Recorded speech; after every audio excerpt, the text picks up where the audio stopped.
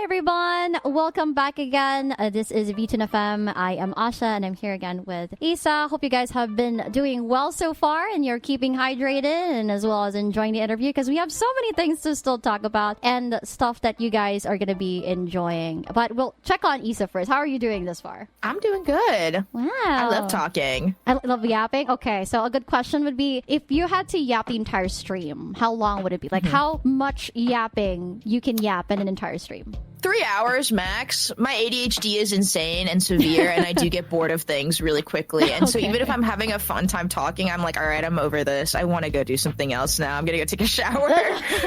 We've been there. Oh, okay. I understand that so much. I think 3 hours is a good amount of yapping time. So what keeps you yapping? What are some of the things that you normally focus on when you talk about streams and things like that? Like, is there anything in particular? God. Yeah. I don't know. I will talk about anything and whatever. So something kind of funny happens to me when I go to stream. I enter like a temporary fugue state. I say whatever I want for the next 3 hours, and then I end my stream and I forgot what I talked about. And so sometimes my friends will bring it up with me and they're like, you said this on stream, or like you were talking about this on stream, and I was like, I was? I said that? I did? Okay. Oh, okay. So like you basically start off with a topic, you go on a tangent, and that tangent goes on a tangent, and then you basically forget about the tangent, and then the tangent goes on a tangent. Okay. Yeah. All right. So maybe like do you remember like on the top of your head, was there like a funny moment that you tangent so hard that you tangent, and then you just forgot about the tangent? That's like every day. I make my chatters hold on to the ideas that I have for me. I'm like, I need you to tell me what I was talking about 2 minutes ago. And they're like, dogs riding surfboards. And I'm like, okay, I can get back to that. Perfect. Yeah. Okay. That's pretty interesting. Yeah. So, you start off with something and then like you just forget about it. Hey, sometimes I feel like streams sometimes are like fever dreams, you just talk about stuff, and then when you're done, you're like, yeah, I think we're good. And then you just go about your day, right? Exactly. I'm pretty sure a lot of us can relate to that as well. All right, so previously, if you, just to kind of like refresh everybody's memory in case you forgot during the ad break, okay, VTuber brains and all that. So we talk about the original songs, and Isa talking about like content creation and mixing, and then her amazing friends and money plus friends. Yeah, so that was a conversation overall. All right, so in continuation to that, so for live performances, which songs do you like performing the most? I think live, my taste in like original songs becomes very different, because it's like, now what is possible for me to sing live and what's really hard, and sometimes I get it wrong. I think my favorite songs to perform live are Trash and I want to say Cilantro. Cilantro is a particularly hard one because there's a really hard money note in there that's quite high, but it's just such a fun song, and I love talking about how much I don't like this person, so it works out for me. Yeah. Okay. I feel like songs are very much like an outlet for my feelings that are an acceptable, healthy, well-adjusted way to process things, Yeah, like, absolutely. I feel like you're always allowed to feel your feelings. You're allowed to not like that person. You're allowed to like that person. You're allowed to have problems with somebody or something or whatever. And as long as you can express that in a healthy, productive way, who are we as society to tell you to stop? Yeah, let's go. I'm just going to say right now, people are definitely going to quote you on that. Okay. Express yourself in a healthy manner, everybody. All right, chat. All right, to the Cronuts, everyone here. Healthy manner, all right? Yeah, of course. So as long as it doesn't hurt anybody, right? Feel free to go ahead and just express yourself. I don't name drop people. I don't start fights. This is for me. This is not for other people. It's not for other people to get involved in my personal issues. It's for me. Yeah, just for yourself, right? And that's great. Like being able to, if you're allowed to express yourself in this kind of manner, like who's stopping anybody from expressing themselves and that kind of manner? There's so many singers out there that also do the same. Like they use their breakups, as their outlet to make songs and stuff like that. Or Kendrick Lamar. Yeah, people, basically, in general, artists, they use other people as inspiration to basically make them the evil character in their manga and stuff like that as their outlet. So, you're not the only one. So that means that we can all group together and celebrate when it comes to hating somebody, I guess. It's being human. It's just one of many human emotions, So I feel like it's normal. I absolutely think it's absolutely normal. All right, so if we're not referring to like some of those songs that like your original songs, how about like other songs that you also kind of like to perform? Like like what? Okay, this list is much longer. Oh, okay. Yeah, I really like doing Perfect Celebrity. It's a Lady Gaga song that I did a cover of. That's a really fun one. It is just like a fun. I feel like there are some songs that stretch my vocal cords out. It feels like doing like yoga.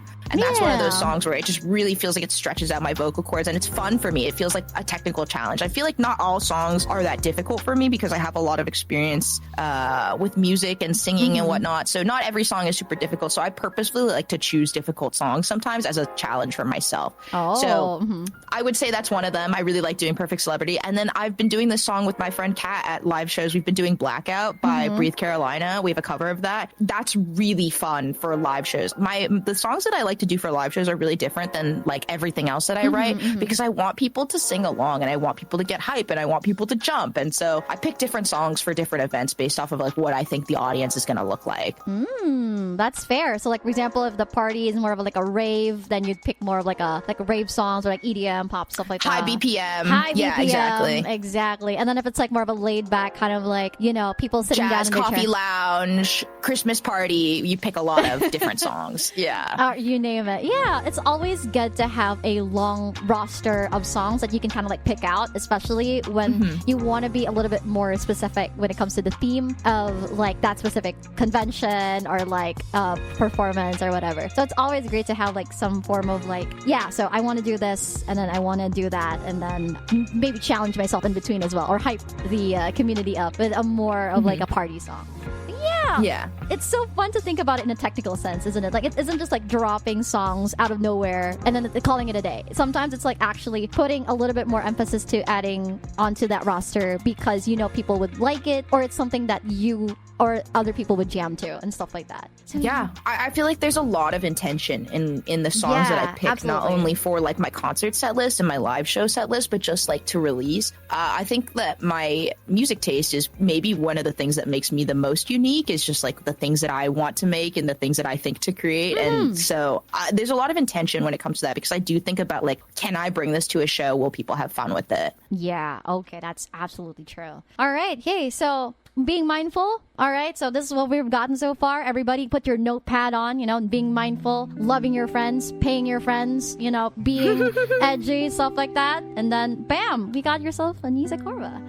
All right. Hey, so as someone who does singing streams and performances at conventions, as we mentioned earlier, how do you handle the nervousness that comes with it? I don't. I don't. Answer. I've been thrust into this position where I have an opportunity to perform and I'd be a fool not to. And I just have to do it. I know that I have to get it done. Yeah. I think I think I talked about this a little bit earlier, but I did go to music school for a while and I actually got pulled from the music program. I dropped out because when I would go on stage, I would throw up. And so I pulled myself from the program and I went to a different art field because I couldn't handle it. And that was just like as an ensemble person. So that was like me on stage was like as one of 50 people or one of 30 people. Like it wasn't, the focus wasn't even on me and I couldn't handle it. And I don't know what happened. I just grew up a little bit. I started doing music that I actually like instead of the stuff that my school was requiring me to do. And I think my love for performance comes from the things that I'm performing. I think it had a lot to do with me being comfortable with the stuff that I was singing or the concert that I was at. Like it just wasn't for me. I think it felt so foreign that I felt like nauseous. But currently my routine is that I know I will do my best. And I know that people just want to see me do my best. And that's the best way that I can get over stage fright and fear of performance is that I will try my absolute best. And that's all anybody expects of me. Yeah. Yeah, that's right. I think it's just more of like a just do it moment, huh? Like just straight up. Yeah, you just have to go. Like if you're skydiving, you have to jump out of that plane eventually. You can't just ride it all the way back to the bottom. Then you didn't go skydiving. Exactly, yeah. So did you even try if you didn't really like go in it and like, you know, did your best and things like that? Like my mindset when it comes to that is like, you're already there. So you might as well just make the most out of it, right? Like enjoy the performance and stuff like that. Yeah. Yeah, it's really, I think it's the part where the before part that's what gets people, you know, like the prior to the actual performance is where people really get the most anxious, I'd say. But when you're actually on the stage itself and you're kind of like feeling the groove of everything, you do kind of just lose that nervousness eventually and you realize, no, that's kind of the worst part for me. Being on the stage is kind of the worst part for me. Everything else is fine and I don't care and I don't stress. Being on the stage is really the worst part for me because I think I am experiencing something that not a lot of other VTubers experience, which is that I'm there in person, physically, IRL. People are looking at me. That is like the one reason I really wanted to become a VTuber is because I never have to look at people, and I can just pretend like there's one person there instead of however many people there are there. That's true. When I'm there in person, I can see all the people and they can talk to me. And it's so scary. No, you're right. You're right. You know what? I'm retracting my statement. Yeah. When I did like a performance sometime a few weeks ago, you get to see the crowd, right? And they're like holding like the whole light sticks and everything. And then they literally, you can do like a call and response to them. And I'm like, oh, yeah, okay, this is real. This isn't a pre-recorded session. Okay. So yeah, something like that. So definitely, like, the nervousness doesn't necessarily go away, but no, I feel like it never goes away, but you just cope. You just have you just cope. All right, everybody quote Isa on that again for the second time. You just cope. Yeah. You know, I think there never is a best way to kind of like talk about nervousness and stuff like that. But at the very least, you know, we can all feel it. And I think we can just like have like a good, you know, if we didn't do our best with it, we can just have a good cry about it, or we can just laugh about it afterwards. You can do better next time. It doesn't matter if you didn't do your best this time. You can do better next time. All right, listen to your mama Isa, guys. Like, you can always do better next time. All right, so let's stop there for now, everybody. So we're gonna do another quick break, an easy ad break for you guys. So don't forget, of course, to stay hydrated and of course come back after these messages. All right, see you guys in a bit.